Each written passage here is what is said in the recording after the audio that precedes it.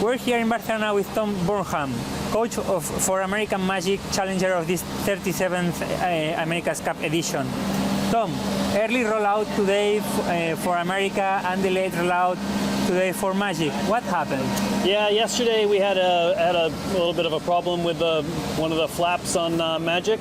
And so it took a little bit. We spent a long time last night diagnosing it, and it took a bit longer than we expected to fix it this morning. So we thought we'd get out on the water a little bit earlier than we did, but in the end we had to wait a little bit until the repair was made, and so it delayed things a bit. So it is what it is, and sort of one of those deals where we just had to wait and make sure we had two boats to go do some racing, and we didn't want to go out too early with the other boat and use the day up with only one boat. So we waited for the other boat to be ready and got out and had some good races.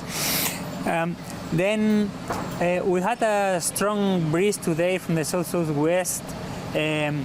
Lots of stop and go, but are you happy with the performance of the session? Yeah, for today was an amazing day. I mean, Barcelona really put on a good show for us today.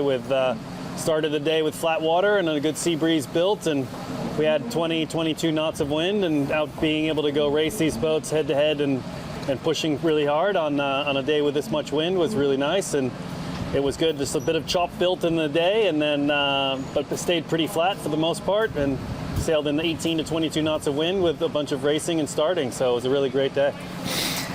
You're working quite a lot on your pre-starts. Today was a strong day, but when thinking in marginal winds, I guess the main focus is not to lose the foiling. I can think also in three main challenges to handle. One, your opening. Two, the size of the box. And three, your own wind shadow.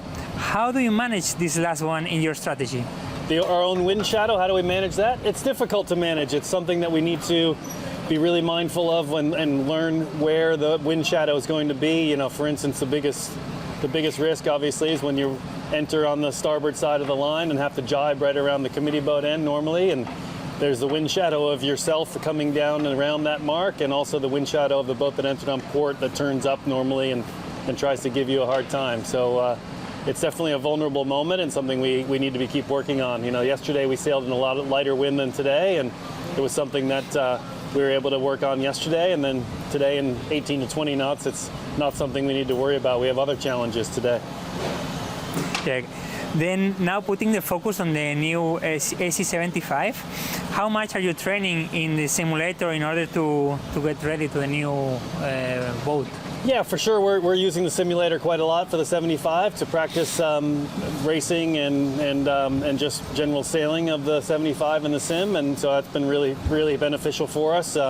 It's a great tool and something that's really an important part of the program. So we've definitely been integrating a lot of simulator time in with all the other AC40 sailing we've been doing here in the training. Is the crew that is actually sailing in America the one that be official for the new boat?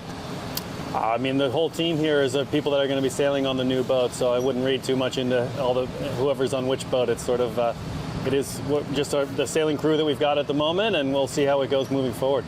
Great. Thanks so much for your time, Tom. Thank you. Thank you.